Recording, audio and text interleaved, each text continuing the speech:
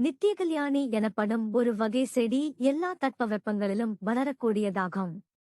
இதற்கென்று குறிப்பிட்ட காலம் எதுவும் கிடையாது. எல்லா காலத்திலும் இது பூப்பதனாலேயே நித்திய கல்யாணி என்கின்றனர். அதாவது நித்தியம் என்றால் தினமும் என அர்த்தம். கல்யாணி என்றால் மலர்தல் என்பதை குறிக்கும்.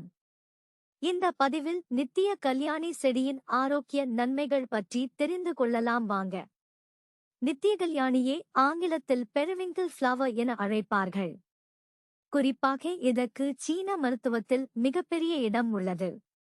இதை பெரும்பாலும் அழகுக்காக தோட்ட செடியாக மட்டுமே பயிரிட்டு வருகிறோம். ஆனால் இதில் நீங்கள் நினைத்து பார்க்க முடியாத அளவிற்கு பல்வேறு விதமான மருத்துவ குணங்கள் உள்ளது. வெறும் 2 சென்டிமீட்டர் அளவு இருக்கும் இந்த மலர்கள் புற்றுநோய்க்கு தீர்வை கொடுக்கும் என்ன சொல்லப்படுகிறது. மேலும் இது எதுபோன்ற நோய்களை விரட்டும் என்றால் உடலில் மேலும் பல பாதிப்புகள் வந்துவிடுகிறது.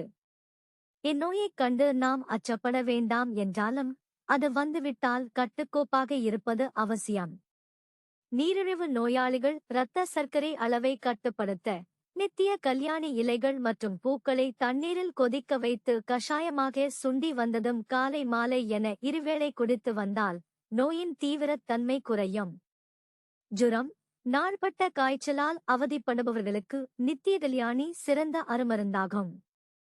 நித்திய கல்யாணி இலைகளை ஒரு கைப்பிடி எடுத்து மேலும் அந்த செடியின் தண்டையும் சேர்த்து தண்ணீரில் சேர்த்து கொதிக்க விடுங்கள்.